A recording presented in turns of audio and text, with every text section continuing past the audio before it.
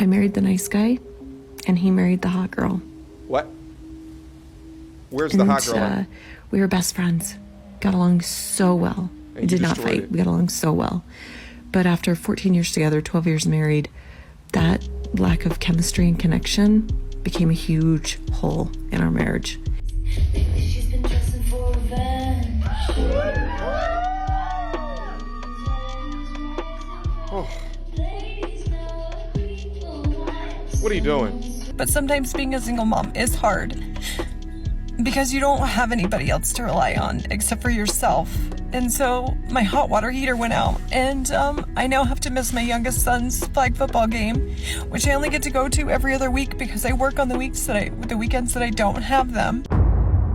This video right here is so damn crazy, but I think further demonstrates the delusion or the mindset that some of these married women get into when they think that the grass is greener on the other side after they hit the damn wall. Before we go over her sweet, delicious tears of regret, guys, understand this. Use videos like this as a case study of if you come across women like this, understand what they're saying and run for the hills, or at least don't marry them. All right?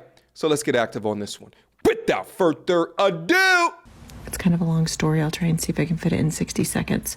So we met in our early 20s. We got married at 27, and we did not have the connection and the chemistry that we should have, if that makes sense, in like the bedroom.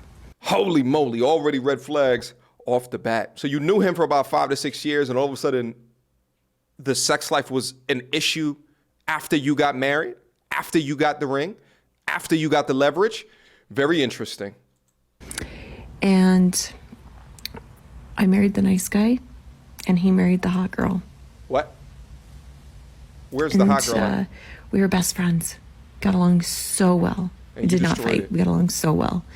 But after 14 years together, 12 years married, that lack of chemistry and connection became a huge hole in our marriage. And we filled it with other people. So it was just, our marriage had run its course, and we had our kids together, and that's awesome. And he's happily remarried, and that's great. And I'm happy for him.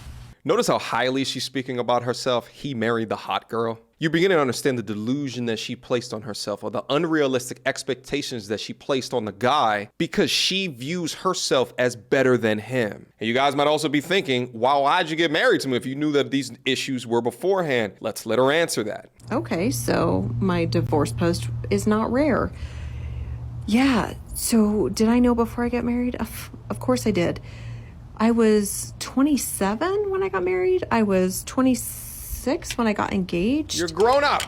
You think you know everything in your 20s. And everyone had told me my entire life, passion fades, passion fades, passion fades. Wow. So I took that as you didn't need it. If it fades, why do you even need it?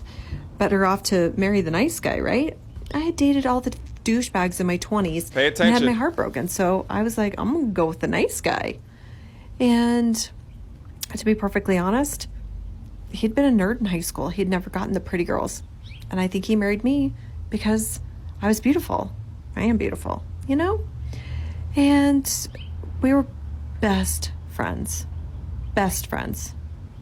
And that carried us along for a long time until it didn't. So she thinks that she's hot because she got porked by all of the hot guys, all of the cool guys, all of the douchebags, as she calls it. But then deciding to marry the nice guy that treated her right after giving away what is valuable to men to all of these dudes who never gave a shit about her. Her mistake, establishing her value based off of dudes that never wanted her. His mistake, thinking that he was dealing with a healed woman. No, she was dealing with the baggage of being a widow to all of these alphas. Meanwhile, her whole perception of a man's role or this passion component is skewed by all of the bitter women that was in her echo chamber. She's been dressing for revenge. Oh. What are you doing? Get out of there, Grandma. Oh. No, thank you. All right, I'm not going to show the rest of this for obvious reasons. But this is what you got out of your marriage to do, ma'am. You've got to be absolutely kidding me.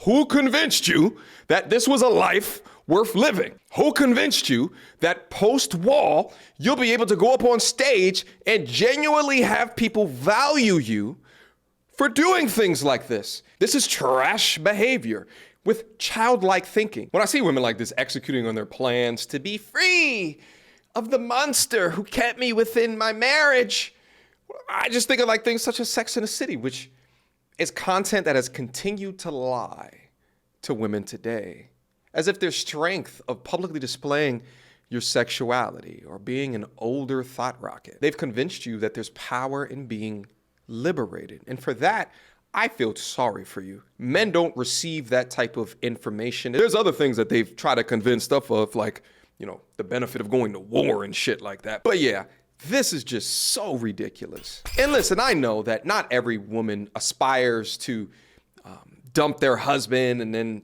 to go and be a public 304 on a stage, right? Like, but listen, if you want to get married to these chicks, you have to understand their mindset or their capability to be able to do that. She's always been like that, but you thought you can turn a hoe into a housewife. And hilariously enough, she's giving men advice on how to treat women. Pay attention. All right, here's a little story. Fellas, pay attention.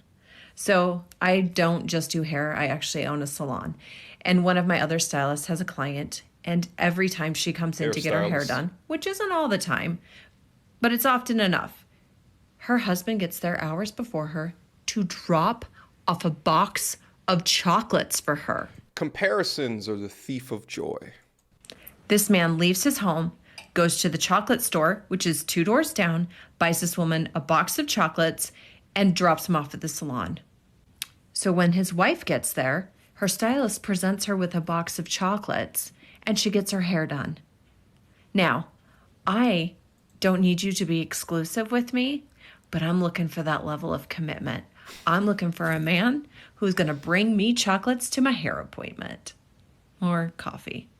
Probably coffee. Look for that, all that you want, man. Please, I'm not going to stop you in your standards and your expectations, but expecting or comparing husband things that are being done in a separate relationship from yourself versus who you want to date or the mindset of the man that you want to date is simply delusional. You're setting yourself up for complete and utter failure. Don't stay for the kids. That's like one of the number one things I'm seeing in my comments.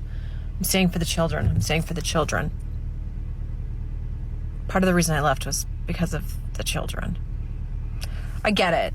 I get it. Thinking about having your children only half the time is nauseating, right? It makes you sick to your stomach to think about. But I didn't want to set the example for my children that lukewarm was what marriage looked like. And if you don't have a healthy marriage, your kids will know. And then they'll think that's what marriage is. And then they'll get into a marriage and think, well, this is like my parents. Would you tell your children to stay in a marriage that didn't fulfill them? And here goes the sliding of accountability. You got to think of the amount of crazy to escape your original decision to marry this guy in lieu of, I'm going to break off this marriage for the children that you created while in the marriage because it was lukewarm. Meanwhile, you started us off saying that the sex wasn't good. You place so much of the value of your marriage on the Chad Thundercocks that you had years prior that you're losing sight of what a marriage actually is. Now let's get to the regret. Always just trying to keep it real, but... And I'm not the lady who cries on TikTok, but sometimes being a single mom is hard. Because you don't have anybody else to rely on except for yourself. And so my hot water heater went out, and I now have to miss my youngest son's flag football game, which I only get to go to every other week because I work on the weekends that I don't have them. And now I have to miss it because I have to stay home for a damn hot water heater to be installed. And it's just super frustrating at times because I'm the only adult in the house. And so now I have to leave him and go do that. And it's just, Sometimes it's just hard to not have anybody to rely on. And yes, while I have a boyfriend, he doesn't know my kids. They're not involved. And so he can't be at my house. He can't help. It's just me. It's just me. It's just and me. Sometimes it's hard. And that's real. Violin emojis down into the chat right now. You chose to leave him, ma'am. You did. No one has sympathy for how hard life is for you right now when you chose this, not him. And because of that, you have now broken up a home.